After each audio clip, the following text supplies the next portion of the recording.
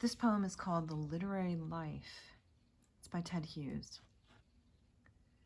We climbed Marianne Moore's narrow stair to her bowerbird bric-a-brac nest in Brooklyn, daintiest curio relic of Americana.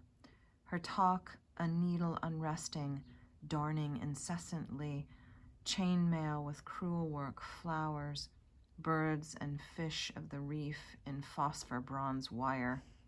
Her face, tiny American treen bobbin on a spindle. Her voice, the flickering hum of the old wheel.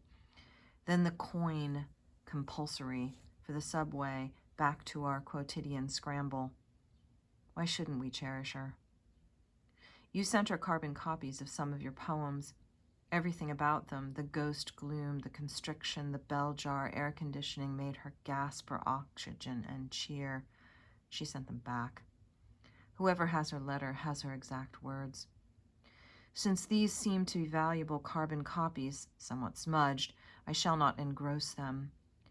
I took the point of that engross precisely like a bristle of glass snapped off deep in my thumb.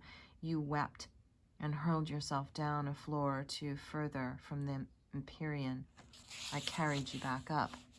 And she, Marianne, tight, brisk, neat, and hard as an ant, slid into the second or third circle of my inferno.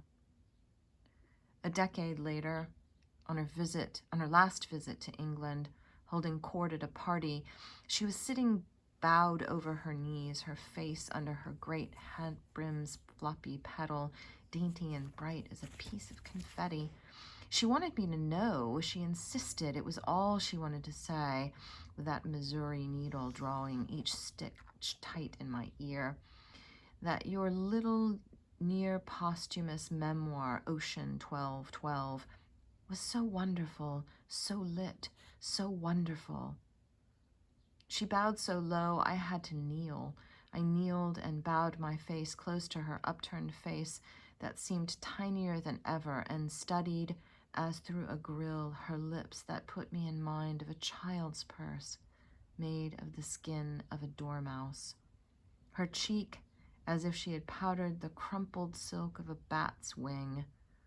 And I listened, heavy as a graveyard, while she searched for the grave where she could lay down her little wreath.